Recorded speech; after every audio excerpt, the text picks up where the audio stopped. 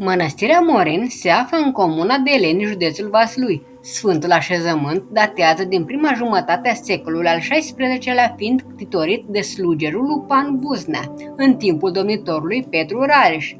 Pe locul primei biserici de lemn distruse, în anul 1801 a fost ridicată de către credincioșii Horduna și Giusca o nouă biserică.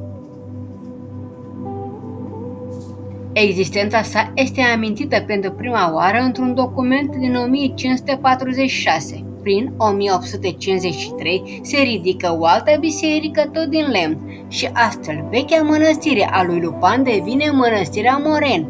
Odată cu moartea ieromonahului Nicon Sârbu, ianuarie 1883, ultimul călugăr de la Schid, este desființată și așezarea monahală. Schitul este reînființat în 1935 și iar desființat în 1958. La intrare este amplasată o poartă monumentală, sculptată din lemn de stejar, opera sculptorului Ionel Bulgaru, realizată în 1996 în stilul caracteristic artei populare, decorate cu 10 scene religioase în alt relief, mărginite de două coloane torsate, surmontate de un acoperiș în două ape din cindrilă.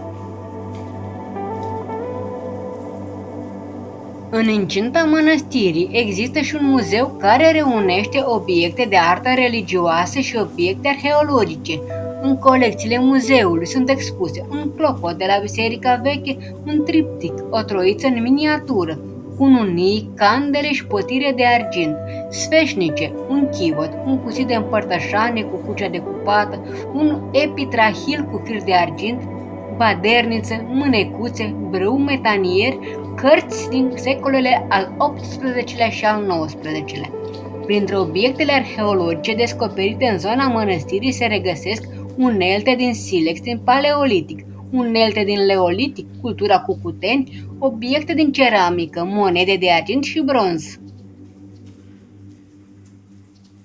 Turnul Cloporniță are 23 de metri și impresionează prin monumentalitate și armonia proporțiilor.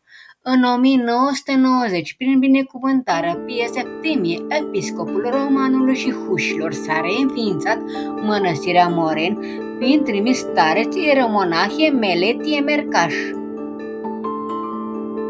În 1991, lăcașul s-a transformat în mănăstire de maici. În Sfântul Lăcaș se păstrează moaștele sfinților mucenici Tarahie, Prov și Andronic, aduse de la Ierusalim. În 1991, lăcașul s-a transformat în mănăstire de maici. În Sfântul Lăcaș se păstrează moaștele sfinților mucenici Tarahie, Prov și Andronic, aduse de la Ierusalim. De-a lungul timpului, mănăstirea a avut mai multe denumiri, între care menționăm Schitul lui Lupan, Ghilahoi, Deleni, dar începând cu anul 1934, odată cu redeschiderea ei de către Nifon Criveanul, episcopul Hușilor, se va impune numele de Moreni, Moroni, denumire ce va aminti de vechea ocupație a locuitorilor din satul aflat în preajma mănăstirii, care trudeau la morile de pe apa Ghilahoiului.